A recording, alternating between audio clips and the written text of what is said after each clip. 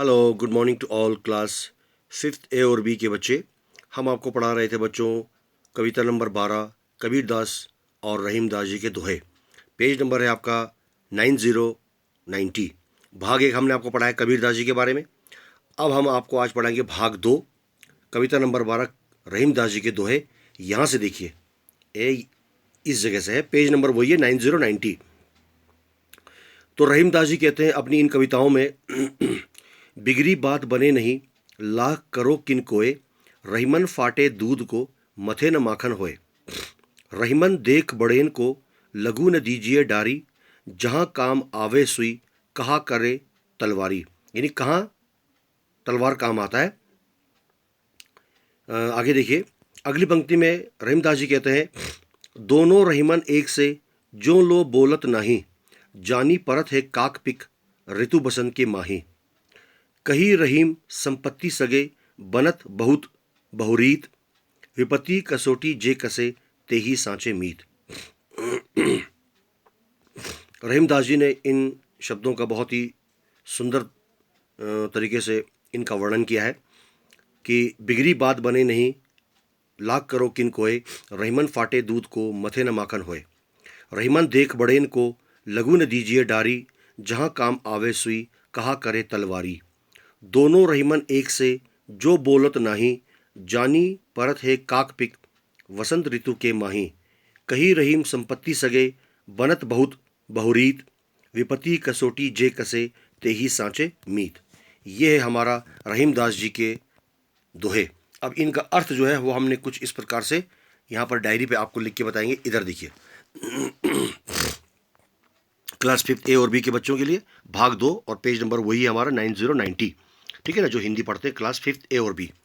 रहीमदास जी के दोहे जो हमने आपको अभी पढ़कर बताया सुनाया है। पहली पंक्ति में रहीम दास जी कहते हैं कि बात बिगड़ जाने पर उसे ठीक करना हमारे लिए कठिन हो जाता है।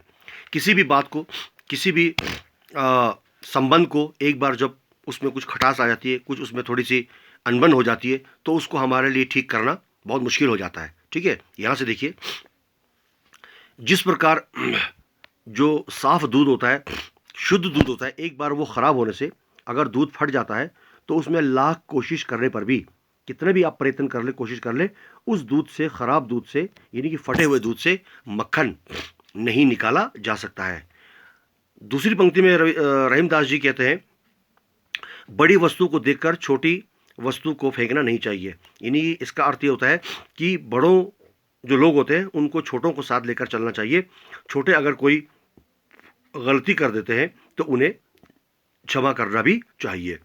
इसका अर्थ ये होता है कि जहां छोटी सी चीज काम आती है, बड़े से बड़े चीजें वहां पर काम नहीं आती। अर्थात इसका मतलब ये हुआ कि एक छोटी सी सुई जिस जगह काम आती है वहां पर तलवार का कोई काम नहीं होता है। आपको मालूम है कि तलवार का इस्तेमाल, उसका प्रयोग हम कहाँ करते हैं?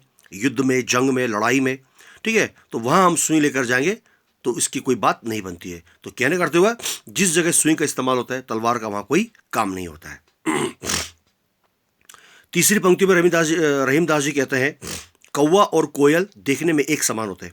आपको मालूम है कि कौवा और कोयल दोनों का रंग एक ही जैसा होता है, काला होता है।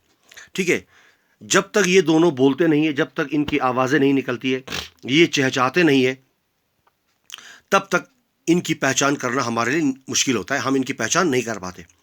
लेकिन जैसे ही वसंत ऋतु का आगमन होता है, जैसे ही वसंत ऋतु शुरू होती है, यानी स्प्रिंग का सीजन शुरू होता है, तो कोयल के कूकने से ये अंतर स्पष्ट हो जाता है कि ये कोयल की मीठी आवाज है और ये कौवा चहचहा रहा है। तो आपको मालूम है कि कोयल की जो आवाज है बहुत ही सुरीली और मीठी होती है।